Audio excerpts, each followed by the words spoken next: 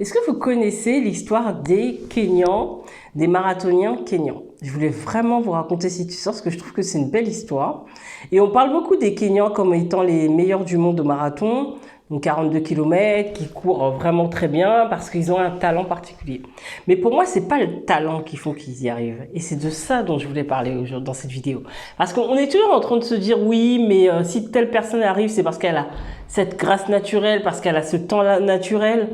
Mais il n'y a pas que ça, en fait, les amis. C'est ce que nous, on veut voir. Mais croyez-moi, derrière, il y a du travail. Je vais vous expliquer pourquoi, derrière ce talent, pour moi, des marathoniens kenyans, il y a eu du travail, en fait, dont on ne se rend pas compte, en fait. Et dans cette vidéo, on va parler de ça.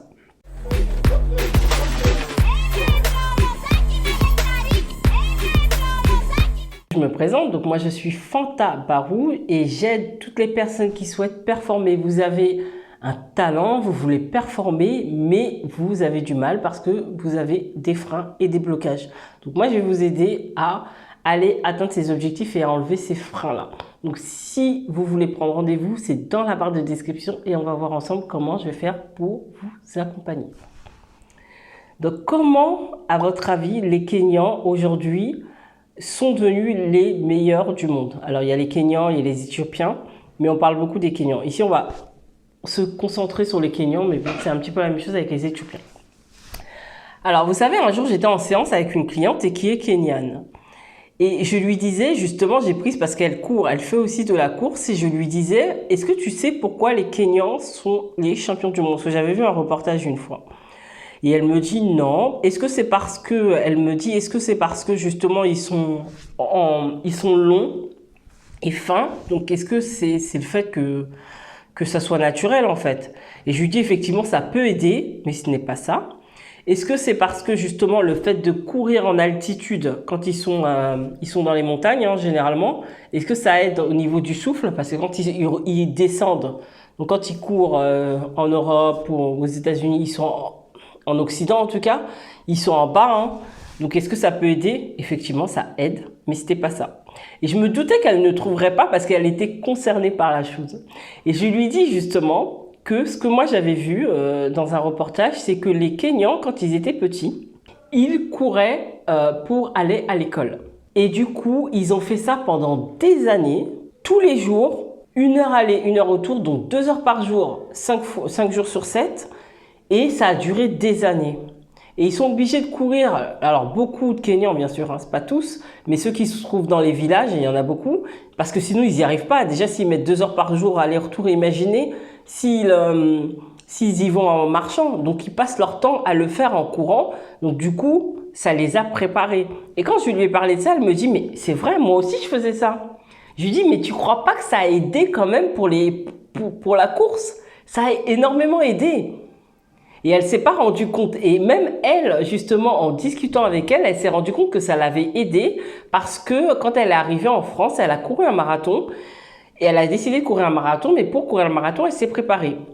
Et elle s'est préparée 2 semaines alors qu'elle ne faisait pas du tout de sport. Et elle a réussi à se préparer uniquement 2 semaines alors que les gens mettent des années à se préparer pour un marathon parce que elle avait toutes ces années d'entraînement. Elle avait couru 8 ans justement pour aller à l'école. Et qu'il lui a fallu que 2 semaines de préparation pour le marathon. Imaginez 42 km et elle a tenu parfaitement. Parce que c'est pas les 2 semaines de préparation qu'elle a eu. C'était tout simplement les 7-8 ans de marathon. Donc où je veux en venir?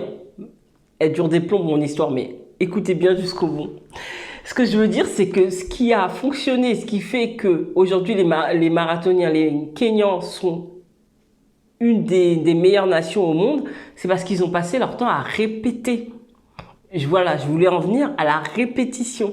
Parce qu'aujourd'hui, malheureusement, on ne veut pas répéter les choses. Dès qu'on fait une chose, une fois, on veut que notre mental, tout de suite, il intègre la chose. Non, les amis, il faut répéter et répéter encore. Et vous voyez bien que lorsqu'on répète, finalement, on croit que le talent est naturel, alors qu'il n'y a rien de naturel en fait.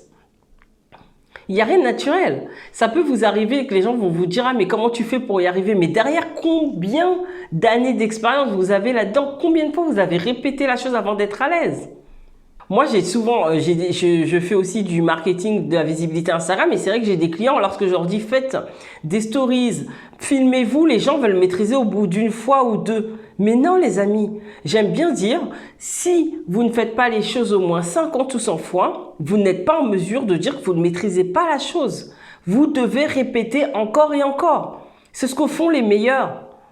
Et toutes les personnes que vous voyez derrière l'écran, si vous les voyez à l'aise, vous les voyez maîtriser quelque part, avoir de l'expérience c'est de la répétition. Donc on ne se décourage pas avant d'avoir essayé 50 ou 100 fois la chose. Je rigole pas.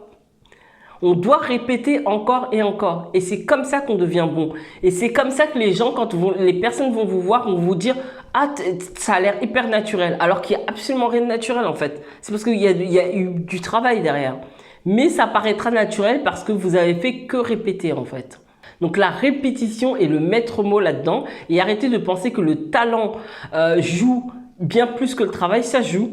Mais ça ne joue pas plus que le travail. Je vous assure que à force de répéter, ça deviendra beaucoup plus important que le talent naturel.